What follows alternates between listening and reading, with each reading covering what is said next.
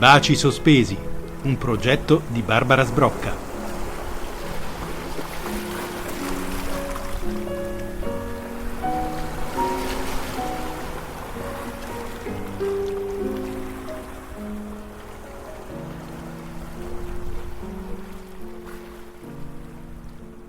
I call this relationship my soul mate. And what I understand of the soulmate is not what I thought it was, not the soulmate live for life, but the soulmate that would open my heart to love. So I'm thankful for that relationship. Within 6 months of our marriage, I threw my wedding rings back to him. I said, I cannot do it. I'm done. I want you out of my life. Get out of here. And then I ran upstairs and I saw, the Sacred Heart of Jesus on the wall. And I said, you take away this pain now or take away my life. And then he came back to run after me and told me to get dressed. He said, get dressed. We have a baptism to go to, his family, side of the family.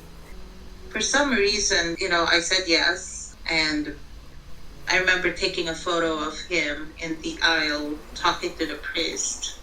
And then the two of them approached me, the priest and my new husband. And priest asked questions or took interest on me. And next thing I know,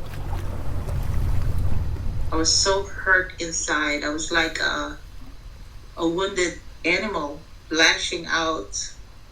I didn't understand why I was behaving the way I was behaving, lashing out in anger, in rage over a man. Prior to my marriage, I was on my own. I was raising my children by myself. I never needed for a man, for anybody. I raised my children by myself. No help from anyone. No help from their dad. No help from family. So I didn't understand who the needy person was. Why was I acting? Where was the loving and sweet woman when that priest blessed our marriage? It was an exercise on letting go. So it was a way for me to get to know myself. Be curious why I was behaving so badly. Yes. Really, really bad. Screaming at him. My temper was so bad.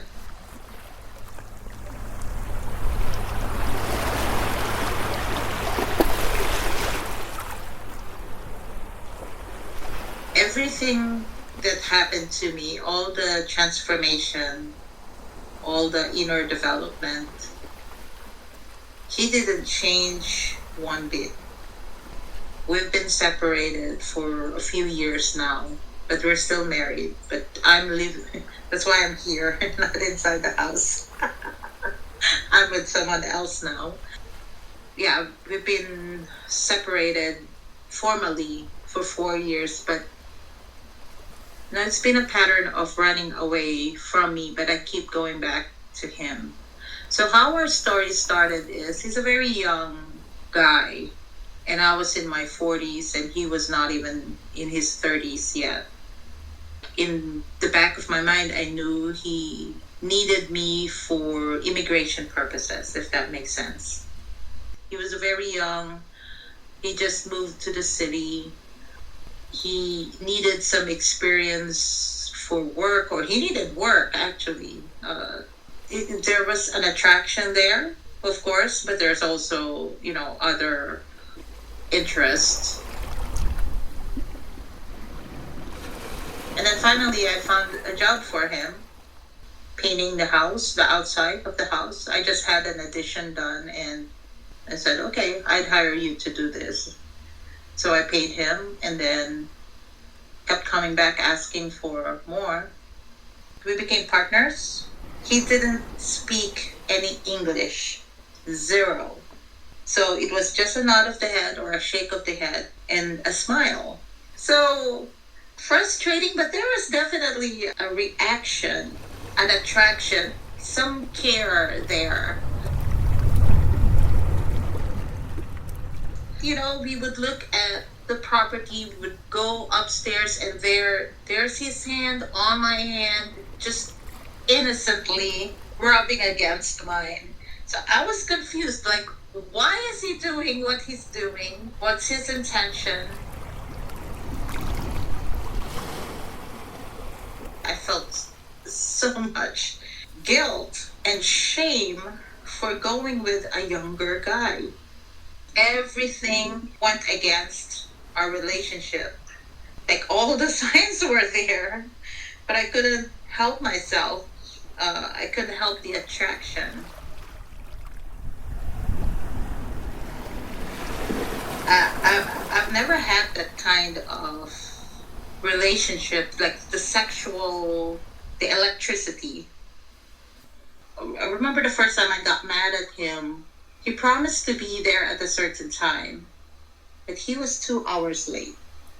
I always said his family came first, the tenants, his car, his job, and I just couldn't bear that I'm always at the bottom of his priorities. And of course, he always denied it and always said that I was the most important person for him.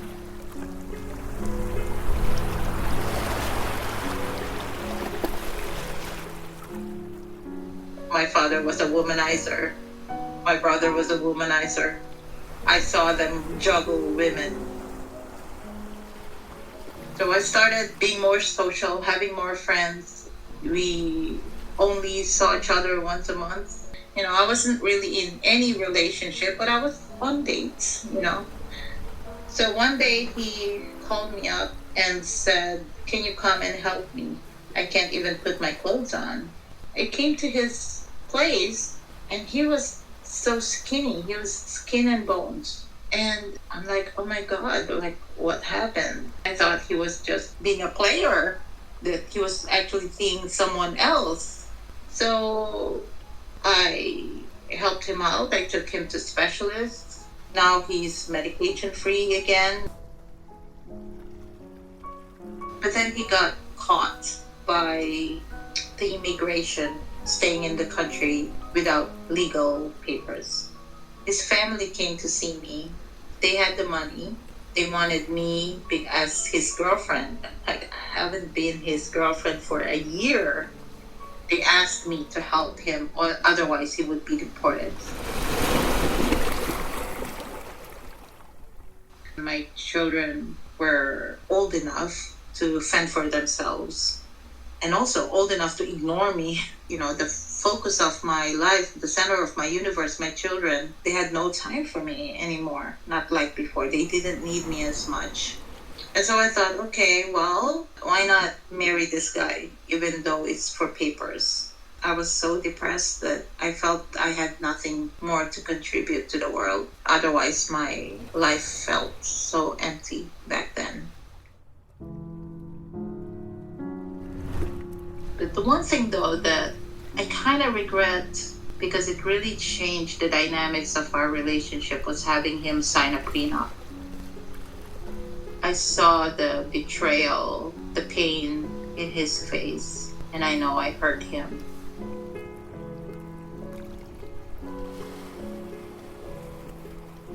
He shut me down. He hardly was home.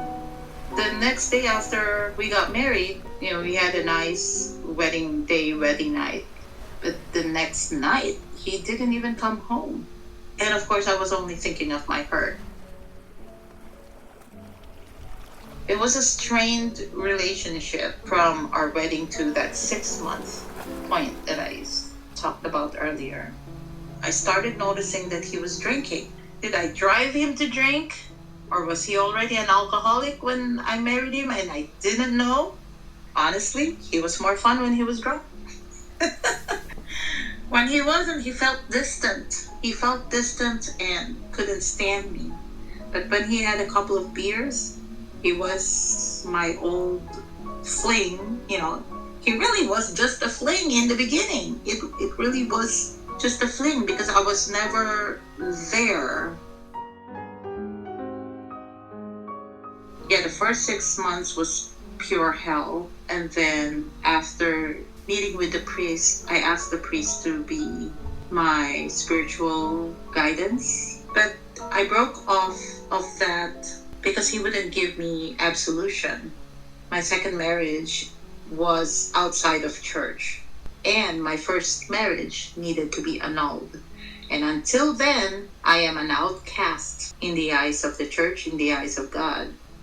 But something happened that day when the priest refused me forgiveness. I felt the presence of God. I felt this light, this warmth, the forgiveness that was denied to me by man, but not by God. And so that gave me a whole different perspective on things. And I didn't know the answers to my problems, but it started opening me up to loving myself more, that my life had meaning. It wasn't the children, it wasn't the marriage. I felt doors open up. I found mentors and training and stuff that had really turned my life around. I went through coaching, psychology, psychotherapy, awakening coaching, anything spiritual awakening. But the thing is, it was still not a full separation. We were still talking on the phone every night. We were not completely done. I was still processing emotionally. And I was doing a lot of training. I was doing a lot of introspection. And then came to me my 50th birthday. He said he was going to come. I didn't invite him. He said, I will be there for your birthday. He didn't come. I was shattered all over again. And I was like, how can I still get hurt? I was waiting for him to rescue me. So I went back home and faced my demons. We have become better friends separated than when we were together. I knew it was not the right relationship for me any longer. I also knew it was a fling. And then now I'm in a very loving, supportive relationship. All I wanted was to have someone who wants to be with me, not forced to be with me. After all this neglect and abandonment, and I have someone who would move heaven on earth just to be with me, finally.